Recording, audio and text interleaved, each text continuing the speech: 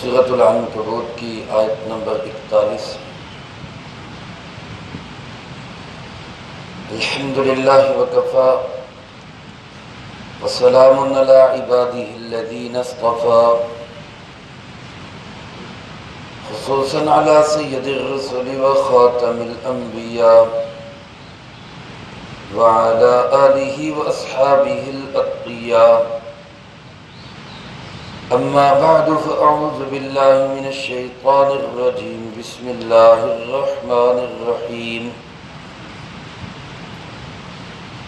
مثل الذین اتخذوا من دون اللہ اولیاء کمثل العنکبوت اتخذت بیتا وإن أوهن البيوت لبيت العنكبوت لو كانوا يعلمون إن الله يعلم ما يدعون من دونه من شيء وهو العزيز الحكيم وتلك الأمثال نضربها للناس وما يعقلها إلا العالمون خلق الله السماوات والأرض بالحق إن في ذلك لآية للمؤمنين۔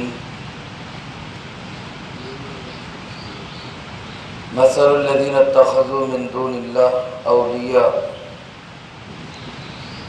مثال ان لوگوں کی جنہوں نے اللہ کے سوا اوروں کو اپنا معبود بنایا۔ کمثل العنکبوت، ان کی مثال مکڑی کے جیسی ہے۔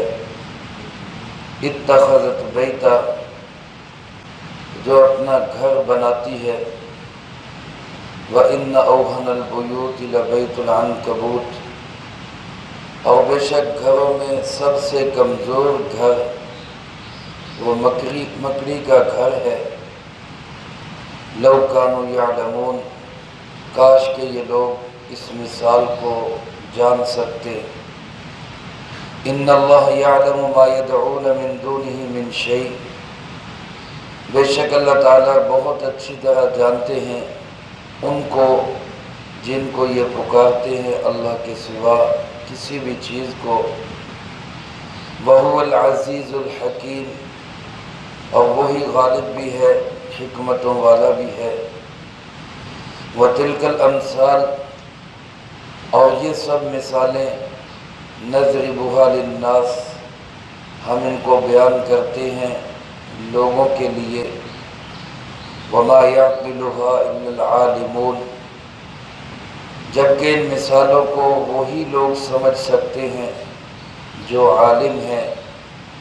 خلق اللہ السماوات والارض بالحق، اللہ ہی نے پیدا کیا آسمانوں کو اور زمین کو حق کے ساتھ۔ ان فی ذلک لآیۃ للمؤمنین، کوئی شک نہیں کہ اس میں یقیناً نشانی ہے ایمان رکھنے والوں کے لیے۔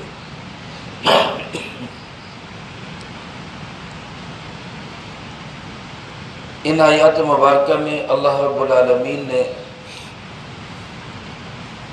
مشرک کی اور شرک کرنے والے کی ایک مثال بیان فرمائی ہے۔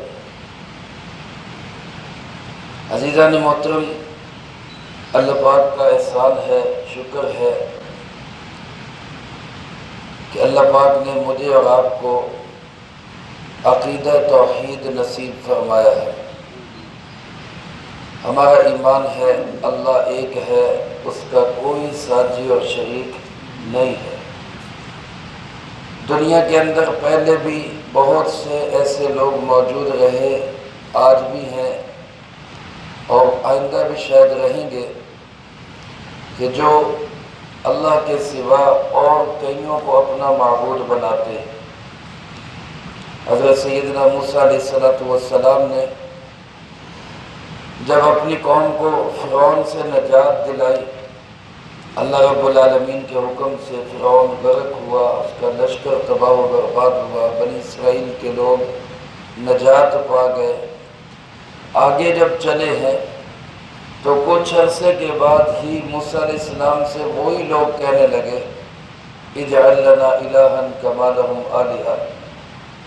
ایک قوم کو دیکھا کہ وہ کسی بت کی پوجا کر رہی ہے، تو موسیٰ علیہ السلام سے کہنے لگے جیسے ان کا کوئی خدا ہے ایسے کوئی ہمارا بھی خدا بنا کے دکھا۔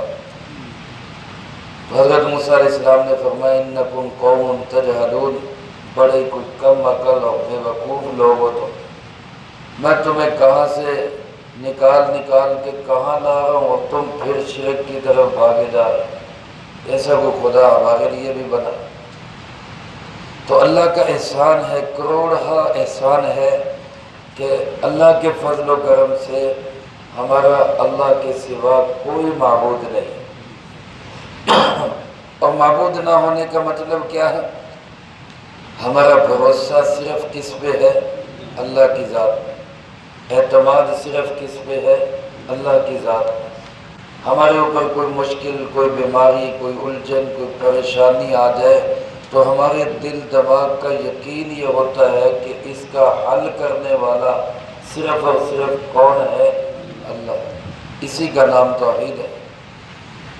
اگر ایک انسان اللہ کے سوا کسی اور پہ اعتماد رکھتا ہے، اللہ کے سوا کسی اور پہ بھروسہ رکھتا ہے، تو اس کا مطلب ہے کہ اس کا یقین کمزور ہے۔ اگر تو وہ باقاعدہ طور پہ کسی اور کو پکارتا ہے پھر تو یقین بگڑا ہوا ہے، پھر تو یقین ختم ہو چکا ہے۔ جیسے عیسائی صلیب کو پکارتے ہیں، صلیب کی پوجا کرتے ہیں، ہندو مختلف بتوں کی پوجا کرتے اور اسی طرح گائے کی پوجا کرتے۔ بہت سارے لوگ ہیں جو ہمارے معاشرے کے اندر بظاہر ایمان والوں کا حصہ بھی ہیں، لیکن وہ غلط عقیدوں کا شکار ہے۔ کوئی مزاروں سے جا کے منتیں مانگ رہا ہے، کوئی جو ہے وہ گھوڑے سے منتیں مانگ رہا ہے، کوئی پنجے سے مانگ رہا ہے، کسی نے کوئی اور نشان بنا لیا۔ یہ عقائد کا بگاڑ ہے، اس کا مطلب عقیدہ بگڑا ہوا ہے۔ اگر سمجھتا ہے کہ اللہ کے سوا کوئی اور بھی نفع دے سکتا ہے تو یہ عقیدہ کیا ہے؟ بگڑا ہوا ہے۔ اگر کوئی سمجھتا ہے کہ اللہ کے سوا کوئی اور بھی نقصان پہنچا سکتا ہے یا نقصان سے بچا سکتا ہے تو یہ عقیدہ بگڑا ہوا ہے۔ اور اگر ایک انسان یہ سمجھتا ہے کہ بچانے والا، نقصان دینے والا، نفع پہنچانے والا، عزت و ذلت کا مالک تو صرف کون ہے؟ اللہ ہے، لیکن کبھی کبھی ادھر ہو جاتا ہے کبھی ادھر، اس کا مطلب عقیدہ بگڑا تو نہیں لیکن کمزور ضرور ہے، کمزور ہے، ڈاما ڈول سا ہے۔ اور اگر ایک انسان کامل یقین کے ساتھ کہتا ہے کہ میرا مسئلہ کوئی حل نہیں کر سکتا سوائے کس کے؟ اللہ، تو یہ انسان عقیدے کے لحاظ سے کامل ہے، پختہ ہے، مضبوط ہے۔ اللہ ہمیں ایسا مضبوط عقیدہ نصیب فرمائے۔ اب جس کا عقیدہ کمزور ہے یا جس کا عقیدہ بگڑا ہوا ہے، ان کی مثال اللہ پاک نے دی۔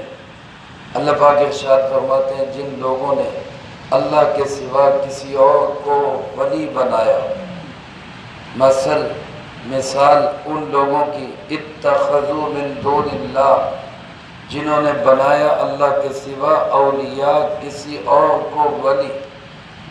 ولی کا معنی کارساز، ولی کا معنی بگڑی بنانے والا، ولی کا معنی مشکل کشا، ولی کا معنی حاجت روا، ولی کا معنی سجدوں کے لائق، ولی کا معنی عبادت کے لائق۔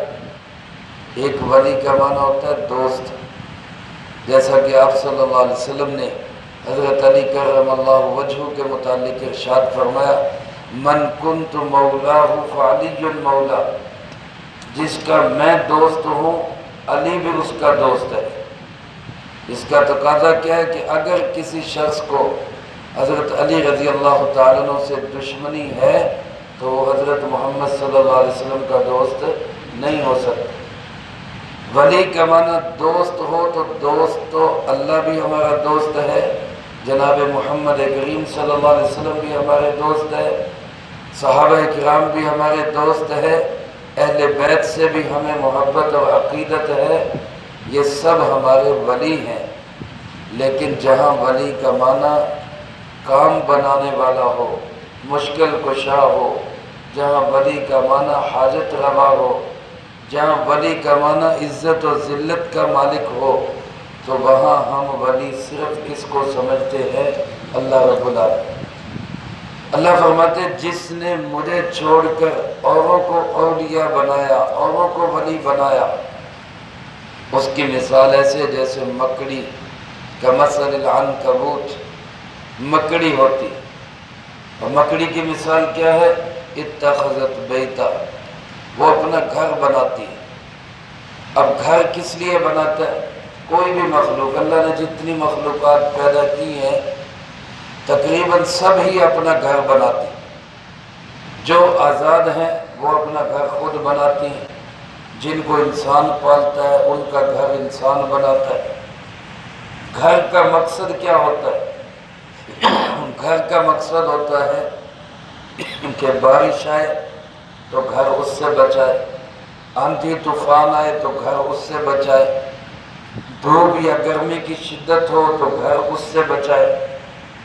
اب اس لحاظ سے اگر دیکھا جائے تو اللہ فرماتے ہیں ان اوہن البیوت لبیت العنکبوت، سب سے زیادہ کمزور ترین گھر وہ کس کا گھر ہے؟ وہ فرمایا مکڑی کا گھر۔ بارش آ جائے تو اس سے بچا نہیں سکتا، ذرا تیز ہوا چل پڑے اس میں وہ ٹھہر نہیں سکتا، کوئی انسان خالی انگلی ایسے کر دے تو وہ گھر ختم ہو جاتا ہے۔ تو گویا سب سے کمزور ترین گھر جو ہے وہ کس کا ہے؟ مکڑی۔ اللہ پاک فرماتے اسی طرح ایک مشرک جو ہوتا ہے اس کا سہارا سب سے کمزور ترین سہارا ہوتا ہے، کیونکہ اللہ کے مقابلے میں سب سہارے کیا ہے؟ وہ کمزور ہیں۔ سب سے مضبوط سہارا اور آسرا کس کا ہے؟ اللہ کا۔ جس آسرے پہ انسان جب بھروسہ کرتا ہے تو پھر اللہ اس کو تنہا نہیں چھوڑتا۔ لیکن اس کے سوا کوئی انسان بتوں پہ سہارا لگائے، کوئی صلیب پہ سہارا لگائے، کوئی پنجے پہ سہارا لگائے، کوئی کسی جانور کی عبادت کرے، کوئی سورج چاند ستاروں کی پوجا کرے، تو یہ سب سہارے مشکل کے وقت میں کام نہیں آتے۔ مشکل وقت میں کام آنے والا سہارا صرف کون سا ہوتا ہے؟ اللہ کی۔ تو میرے محترم دوستو، مشرک کی مثال گویا کہ یہ ہے کہ وہ سب سے زیادہ کمزور جگہ پہ کھڑا ہوتا ہے، اور توحید والا سب سے زیادہ مضبوط جگہ پہ کھڑا ہوتا ہے، سب سے پائیدار جگہ پہ کھڑا ہوتا ہے۔ اس لیے اللہ پاک ارشاد فرماتے ہیں کہ یہ لوگ جو شرک کرنے والے ہیں یہ بڑی کمزور جگہ پہ کھڑے۔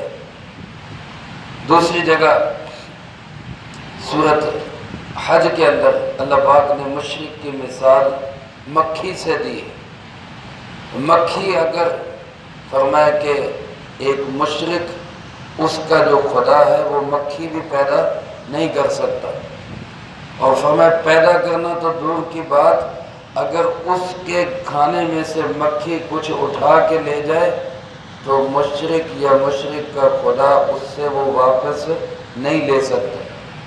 اللہ نے فرمایا ضعف الطالب والمطلوب، یہ معبود بھی کمزور، اس کے عبادت کرنے والا بھی کمزور۔ تو میں اور آپ اللہ کا شکر ادا کریں، اللہ نے عقیدہ توحید نصیب فرما کے ہمیں مضبوط جگہ پہ کھڑا کیا ہے۔ اللہ ہمیں اسی عقیدے پر موت نصیب فرمائے، جس کی موت اس عقیدے پہ ہو گئی کہ اللہ ایک ہے، اس کا کوئی ساجی اور شریک نہیں ہے، اور حضرت محمد صلی اللہ علیہ وسلم اللہ کے آخری نبی ہیں، یقین مانے آگے کامیابی ہی کامیابی ہے، ستے خیر ہے۔ اور اگر خدا نخواستہ اس عقیدے کے بغیر دنیا سے چلا گیا یا اس عقیدے کے بگاڑ کے ساتھ دنیا سے چلا گیا یا اس عقیدے کی کمزوری کے ساتھ دنیا سے چلا گیا تو پھر وہاں بڑے مسائل بنے، بڑی مشکلیں پیش آئے۔ اس لیے بار بار یہ عقیدہ توحید جو ہے اس کو ہمیں ٹھیک کرنا چاہیے۔ سورۃ کافرون آپ نے فرمایا عشاء کی نماز کے بعد روزانہ پڑھ کے سویا کرو۔ سورۃ الکافرون میں کیا ہے؟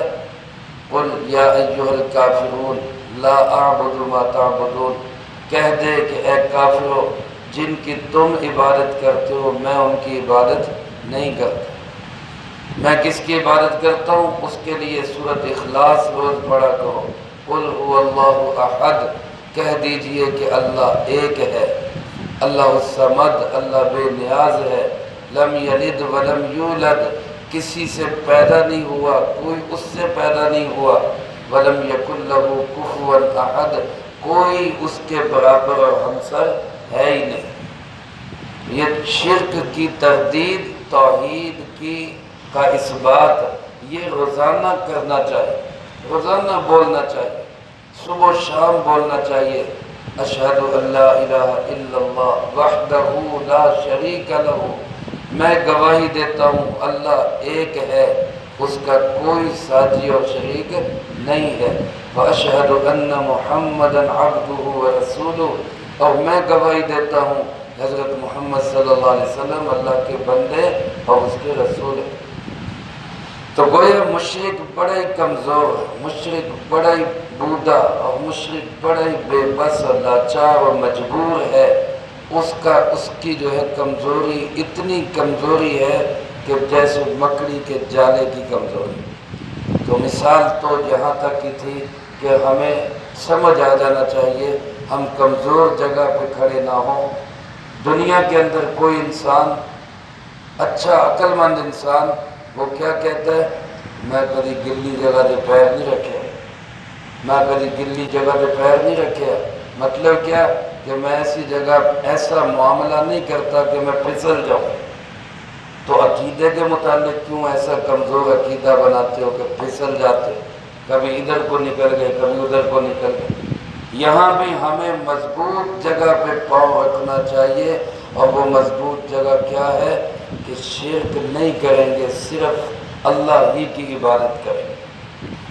رہی دوسری بات کہ مکڑی کا جالا، اور مکڑی کون سی مکڑی ہے؟ مفسرین کرام رحمہ اللہ لکھتے ہیں مکڑی کی کئی قسمیں ہیں۔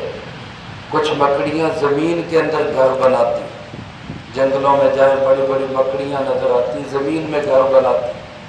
لیکن یہاں مراد وہ مکڑی ہے یہ جو مکڑی جالا لگاتی، گھروں کے اندر یہ جو جالا لگ جاتا ہے یہ مکڑی مراد۔ اور اس کے متعلق حضرت علی کرم اللہ وجہ سے دو طرح کی روایتیں آتی ہیں۔ ایک روایت یہ آتی ہے کہ اس کو نہیں مارنا چاہیے، اس مکڑی کو نہیں مارنا چاہیے۔ کیوں؟ اس لیے کہ یہی وہ مکڑی تھی جس نے سرکار دو عالم صلی اللہ علیہ وسلم کی حفاظت کے لیے غار ثور کے منہ پر جالا تن دیا تھا، اللہ نے اس کو وہاں استعمال کیا، تو لہذا یہ خوبی بن گئی اس کی، لہذا اس خوبی کے ساتھ اس کو مارنا نہیں چاہیے۔ یہ روایت بھی کمزور ہے، کمزور درجے کی روایت ہے۔ اور دوسری روایت حضرت علی کرم اللہ وجہ سے اس کے متعلق یوں ہے، جس کا مفہوم یوں ہے کہ فرمایا کہ مکڑی کو اور اس کے جالے کو گھر میں رہنے نہ دو، اس لیے کہ جس گھر میں مکڑی یا اس کے جالے ہوتے ہیں اس گھر میں برکت نہیں ہوتی بلکہ فقر و فاقہ ہوتا ہے۔ یہ بھی اسی حضرت علی رضی اللہ تعالیٰ عنہ کی روایت ہے۔ یہ روایت بھی اگرچہ کمزور درجے کی ہے لیکن اس کی تائید دوسری ان روایتوں سے ہوتی ہے جن روایات میں گھروں کو صاف رکھنے کا حکم ہے، صفائی کا حکم ہے۔ تو جالے کا لگا ہونا ظاہر صفائی کے خلاف ہے، اور گھر کے اندر جالے لگے ہوں اس کا مطلب ہے کہ صفائی نہیں ہے وہاں پہ۔ تو اس لیے صفائی کا تقاضا یہی ہے کہ گھروں کے اندر جالے نہیں رہنے چاہیے، لہذا اس کا جالا اگر ہو اس کو ختم کرنا چاہیے، صاف کرنا چاہیے۔ مکڑیاں اگر ہوں، اگر بار بار بناتی ہیں مارنی پڑے تو مار بھی دینی چاہیے۔ حشرات الارض کے متعلق مسئلہ یہی ہے، اگر یہ کیڑے مکوڑے تکلیف دہ ہوں، موذی ہوں تو ان تکلیف دہ کیڑوں کا مار دینا یہ جائز ہے، اس میں کوئی حرج نہیں۔ قصداً انسان نہ مارے، یعنی وہ تکلیف نہیں دے رہے تو خواہ مخواہ تلاش کر کر کے نہ مارے، لیکن اگر کسی جگہ چونٹیاں کٹھی ہو گئی اور وہ موذی بن رہی ہیں، اذیت دے رہی ہیں، تکلیف دہ بن رہی ہیں، تو پھر ان کو مار دینے میں کوئی حرج نہیں۔ یہ مکھی مچھر ہے، تکلیف اور اذیت کا سبب بن رہے ہیں تو ان کو مار دینے میں کوئی حرج نہیں۔ اسی طرح اس مکڑی کو بھی مار دینے میں کوئی حرج نہیں۔ بہرحال یہاں صرف ایک مثال اللہ پاک نے بیان فرمائی، اور آخر میں اللہ پاک فرماتے لو کانوا یعلمون، کاش لوگ اس مثال کو سمجھ سکیں، کاش لوگ اس مثال کو جان سکیں۔ ان اللہ یعلم ما یدعون من دونہ من شیء، اللہ کو بہت اچھی طرح معلوم ہے، اللہ پاک یقیناً جانتے ہیں کہ کون کس کس کو پکارتا ہے، کون اللہ کو ندا دیتا ہے، کون اللہ کو چھوڑ کے غیر اللہ کو پکارتا ہے، اللہ بہت اچھی طرح جانتے ہیں۔ جس وقت انسان پہ کوئی مسئلہ، کوئی پریشانی، کوئی حال آتا ہے تو اس کے دل کی توجہ اللہ کی طرف جاتی ہے یا غیر اللہ کی طرف جاتی ہے، اللہ اس کو بہت اچھی طرح جانتے ہیں۔ ہمارے اوپر جب بھی کوئی مسئلہ آئے ہماری توجہ سب سے پہلے کس کی طرف جانی چاہیے؟ ہمارے اس مسئلے کا حل اللہ کے پاس ہے۔ اس کے بعد اسباب کے درجے میں بندہ بے شک اسباب اختیار کرے، لیکن سبب اختیار کر کے بھی یقین رکھے کہ مسئلہ حل کس نے کرنا ہے؟ اللہ۔ وَهُوَ الْعَزِيزُ الْحَكِيمُ، وہی غالب ہے، وہی حکمتوں والا ہے۔ فرمایا وَتِلْكَ الْأَمْثَالُ نَضْرِبُهَا لِلنَّاسِ، یہ مثالیں جو ہم بیان کرتے ہیں دنیا جہان کے لوگوں کے لیے، ساری دنیا کے انسانوں کے لیے ہم یہ مثالیں بیان کرتے ہیں۔ مثال بیان تو سب کے لیے ہوگی، لیکن سمجھے گا کون؟ اللہ فرماتے وَمَا يَعْقِلُهَا إِلَّا الْعَالِمُونَ، سمجھیں گے وہی جو عالم ہوں گے، سمجھیں گے وہی جو عالم ہوں گے۔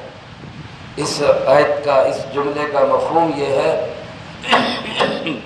کہ اللہ رب العالمین کی مثالوں کو سمجھنے والا ہی حقیقت میں عالم ہے، اور جس کو اللہ رب العالمین کی مثالیں سمجھ میں نہیں آتی، اللہ کی بیان کی ہوئی مثال اس کی عقل میں نہیں آ رہی، تو وہ چاہے کتابوں کا حافظ ہے، چاہے وہ سارے مضامین ازبر یاد ہے اس کو، اللہ کی نگاہ کے اندر وہ عالم کہلانے کا حقدار نہیں۔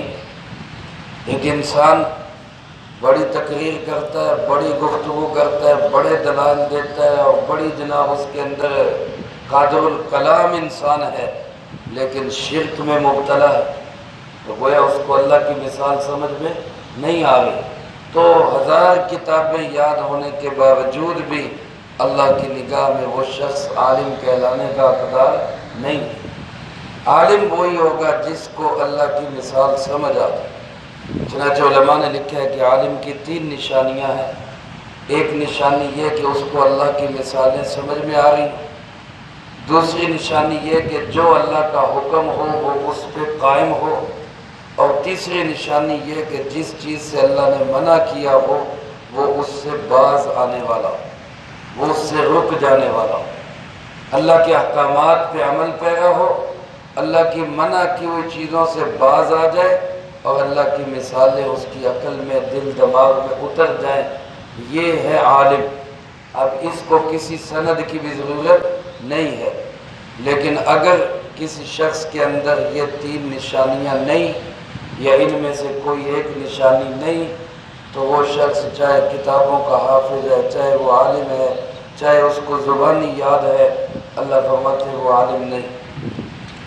حضرت عبداللہ ابن عمر ابن العاص رضی اللہ تعالیٰ عنہ مشہور صحابی ہیں، پہلے اسلام کے دشمن تھے، پھر مسلمان ہوئے تو بہت بڑے اسلام کے سپاہی بنے اور مجاہد بنے۔ یہ فرماتے میں نے جناب محمد کریم صلی اللہ علیہ وسلم سے 1000 مثالیں یاد کی، 1000 مثالیں۔ علماء فرماتے ہیں کہ اس لحاظ سے گویا بہت بڑا علم تھا ان کے پاس، کیونکہ اللہ فرماتے ہیں جس کو مثالیں سمجھ میں آتی وہ عالم ہے، اور یہ فرما رہے ہیں مجھے 1000 مثالیں یاد ہیں۔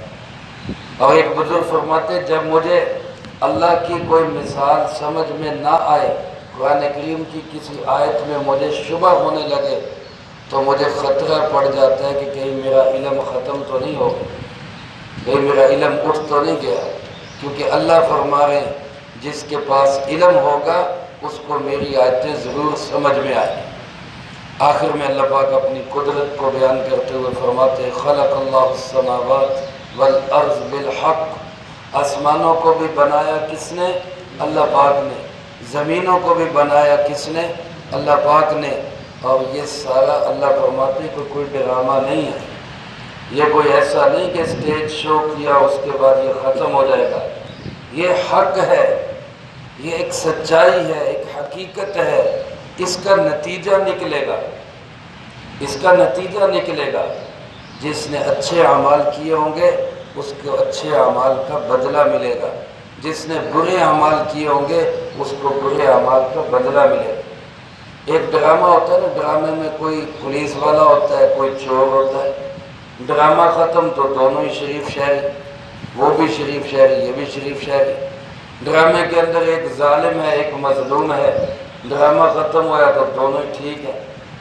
تو دنیا کوئی ایسا ڈرامہ نہیں ہے کہ یہاں ظالم بھی رہے مظلوم بھی رہے اور جب دنیا ختم ہو اور قیامت آئے وہاں دونوں ایک جیسے ہو جائے، ایسا نہیں ہوگا۔ یہاں شریف آدمی بھی ہے، یہاں کمینے اور رذیل بھی ہیں، اور یہ دنیا ختم ہو آخرت کا جہاں آئے وہاں شریف بھی ایک ہی جگہ پہ کھڑے ہوں، رذیل اور کمینے بھی ایک ہی جگہ پہ کھڑے ہوں۔ ایسا فیصلہ قیامت کے دن نہیں ہوگا۔ اللہ فرماتے ہیں ہم نجعل المفسدین کالمجرمین، کیا بدماشوں اور غنڈہ گردوں کو ہم مجرموں اور صالح مجرموں اور گناہ گاروں کو ہم صالح اور نیک لوگوں کے ساتھ کھڑا کر دیں؟ ایسے فیصلے ہم کریں گے؟ ایسا نہیں ہوگا۔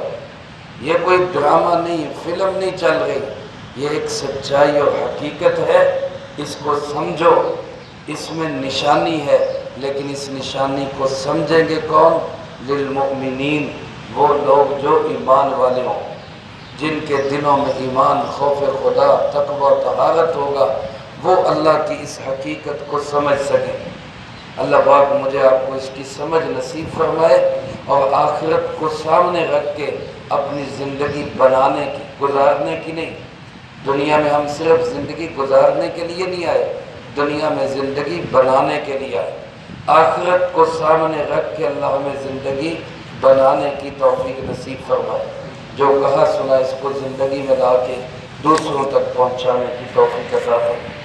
الحمدللہ اللہ کے فضل و کرم سے 20 سپاروں کا درس مکمل ہوا اور انشاءاللہ العزیز آج 27 رمضان المبارک ہے۔